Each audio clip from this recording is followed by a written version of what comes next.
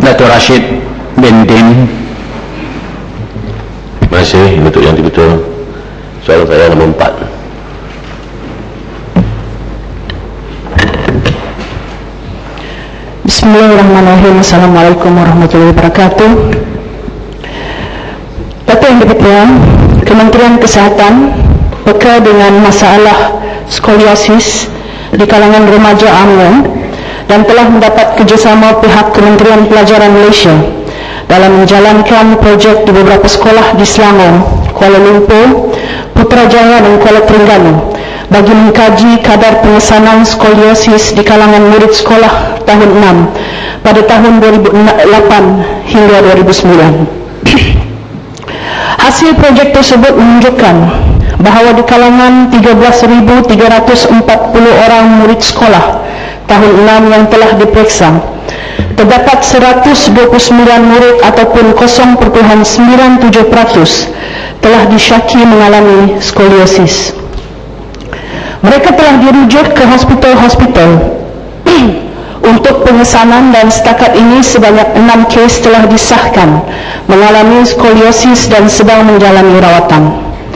Selain daripada pemeriksaan saringan, pendidikan kesihatan mengenai skoliosis juga dijalankan melalui ceramah, pengedaran risalah dan poster.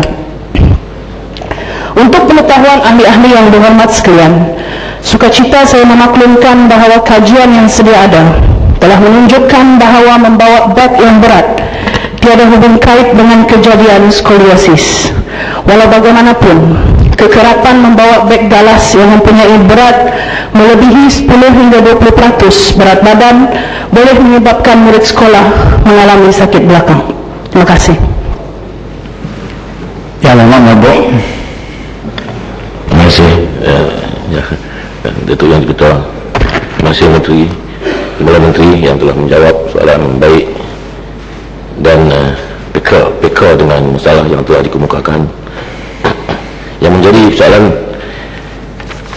adalah apakah kekesanan program-program yang telah disarankan. Kalau tak silap saya, dalam rancangan Malaysia terdahulu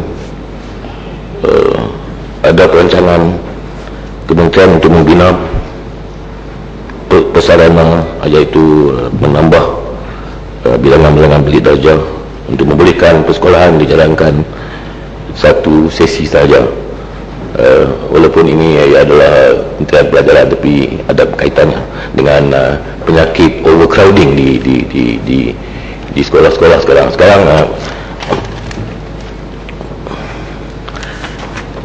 Saya nak tanya, apakah masih ada perancangan ini, dan jika ada, apakah pencapaiannya hingga sekarang? Saya tahu di sekolah Sungai Lalang di kawasan Sungai Petani, satu sekolah di pinggir bandar Sungai Petani, bukan saja masih lagi ada sesi pagi dan petang, tapi juga overcrowding yang menjadi masalah, sampai 40-45 orang satu darjah.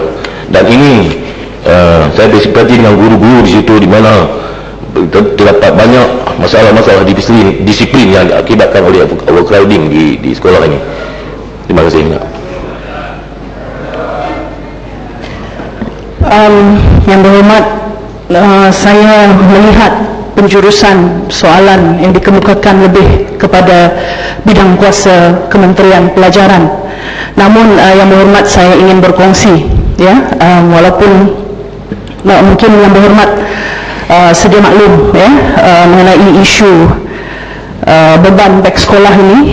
Saya ingin maklumkan bahawa ini tidak ada berkait rapat dengan sama ada bilik darjah, kekurangan bilik darjah atau apa yang berhormat, lebih menjurus kepada berat beg sekolah yang disandang oleh murid-murid sekolah ini. Jadi saya ingin berkongsi dengan ahli-ahli Dewan yang dimuliakan ini bahawa mengikut kajian yang telah dilaksanakan oleh Kementerian Pelajaran Malaysia mengenai isu beg sekolah yang dijalankan pada tahun 2003 dan diulang lagi pada tahun 2008 dan 2010. Hasil kajian menunjukkan bahawa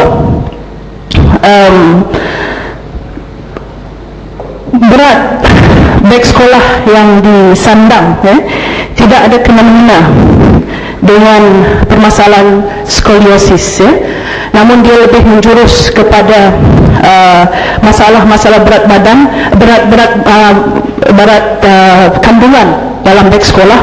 Namun sebenarnya yang berhormat, sekiranya diambil kajian tersebut, berat sebenar buku teks ataupun buku teks keseluruhan adalah hanya 2.8 kg sehingga 3 kg, yang menyebabkan sebenarnya berat buku teks ini akan jauh berkurangan sekiranya murid-murid hanya membawa buku teks mengikut jadual waktu harian, dan langkah-langkah di mana murid-murid ini berat beg sekolah yang dibawa yang disebabkan berat ini adalah apabila murid-murid ini membawa buku kerja tambahan, buku rujukan, botol air, permainan dan kotak-kotak pensel yang berhormat. Terima kasih. Ya, silam. Terima kasih Dato' Yang Dipertua. Terima kasih Timur Menteri. Bila kita melihat sekolah ISIS ini, dia nampak tidak begitu serius dari segi masalahnya. Namun saya ingin bertanya kepada pihak kementerian, walaupun mungkin pada masa sekarang kita anggap ianya tidak begitu serius, masalah ini berlaku pada anak-anak sekolah kita, adakah rancangan kementerian untuk supaya kita dapat meneruskan program kajian selidik ini supaya dapat memastikan segala masalah-masalah yang akan dihadapi untuk memastikan pertumbuhan anak-anak kita, terutamanya di sekolah-sekolah rendah di peringkat awal, agar dari segi size dan fizikal mereka itu tidak terganggu di masa akan datang dan tidak membantutkan proses pertumbuhan serta tidak mengganggu memberikan gangguan fizikal kepada kanak-kanak di negara ini. Terima kasih. Itu yang dipertua. Terima kasih kepada Yang Berhormat Silam di atas soalan yang lebih menjurus kepada perancangan Kementerian Kesihatan bagi menangani masalah skoliosis di kalangan murid-murid sekolah. Untuk pengetahuan Yang Berhormat, Kementerian Kesihatan memang merancang untuk memasukkan saringan skoliosis ini di dalam garis panduan perkhidmatan kesihatan sekolah supaya saringan skoliosis ini dapat dilaksanakan di seluruh negara, terutama sekali yang melibatkan murid-murid tahun 6, di mana sekiranya kita lihat kepada penyakit skoliosis ini, punca kejadian penyakit skoliosis ini tidak diketahui Yang Berhormat.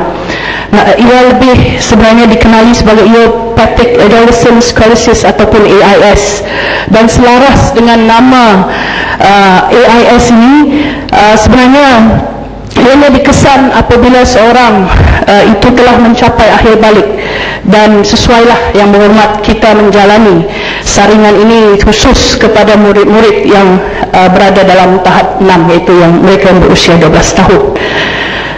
Skoliosis juga Yang Berhormat, untuk pengetahuan Yang Berhormat yang ada di Dewan Yang Mulia ini, tidak disebabkan oleh postur tubuh yang lemah ataupun bebanan memikul beg sekolah yang berat atau kekurangan zat kalsium.